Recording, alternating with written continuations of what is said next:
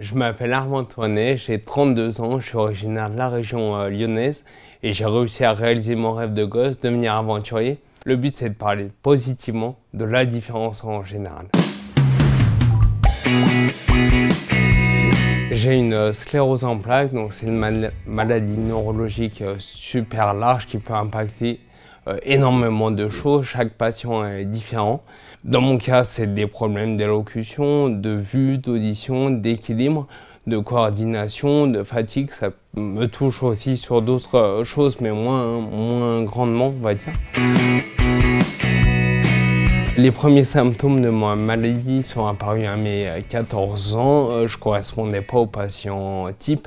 Patient type, il a 30 ans et c'est une femme. Ça a pris 5 ans avant d'être diagnostiqué. J'en étais arrivé à croire que le problème venait de moi. Donc quand j'ai eu le diagnostic, c'était à la fois un soulagement, mais aussi une prise de conscience que ma vie n'allait pas être celle que j'avais imaginée.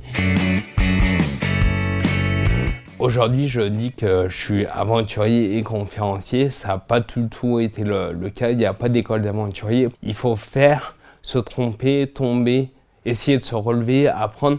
Et c'est au bout de quelques années que j'ai réussi à dire que j'étais aventurier.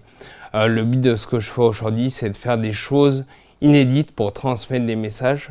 Pendant des années, on m'a dit tu pourras pas être comme tout le monde. Et moi, finalement, j'ai pris cette parole-là au pied de la lettre en faisant des choses que tout le monde ne faisait pas.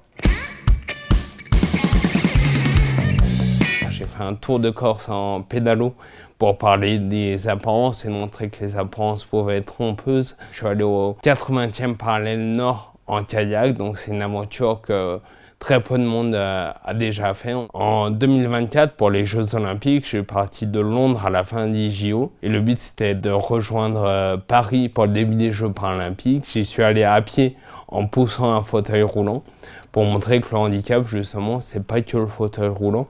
Et quand on sait que moins de 5% des personnes handicapées sont en fauteuil roulant, on se demande pourquoi le logo du handicap, c'est un fauteuil roulant. Aujourd'hui, c'est prouvé scientifiquement que l'activité physique a un rôle majeur à jouer dans le ralentissement de la maladie, donc du handicap. Moi, je fais du sport, mais on peut trouver énormément de choses qui peuvent permettre de se dépasser. Et quand je parlais plus il y a 9 ans, pour la première fois, je me suis mis au théâtre. Finalement, le théâtre m'a permis aussi de reprendre confiance en moi, de parler à des gens, de m'assumer. Et aujourd'hui, je sais que sans le théâtre, je ne serais pas arrivé à être conférencier. À chaque aventure que je réalise, le but c'est de financer la recherche. En 10 ans, j'ai reversé 85 000 € à la recherche. Pour les chercheurs, c'est pas énorme. Pour moi, ça l'est parce que je suis redevenu acteur de ma vie, de ma santé. Et en tout cas, je m'engage pour que ça évolue. J'ai rien à démontrer via ces aventures, ces défis. J'ai aucune revanche à prendre, j'ai aucune colère en moi. C'est vraiment un chemin de vie qui m'a permis de réaliser mon rêve et le seul objectif de tout ce que je fais, c'est être heureux. Du moment qu'une aventure me rend heureux, du moment que j'arrive à transmettre des messages, ça me permet de m'épanouir. Et c'est vraiment mon leitmotiv. Aujourd'hui, je prône pour qu'on dise aux gens oui, la maladie, ça va être dur, mais il y a un chemin qui existe pour vous. Ça va être à vous de le chercher, de vous tromper. Mais si vous n'avez pas envie d'aller mieux, ça ne va pas marcher. Finalement, se battre contre sa maladie ou son handicap, c'est se battre contre une partie de soi-même. C'est vous à l'échec. Moi, je veux vraiment avancer avec elle. Et ma maladie est devenue mon meilleur ami.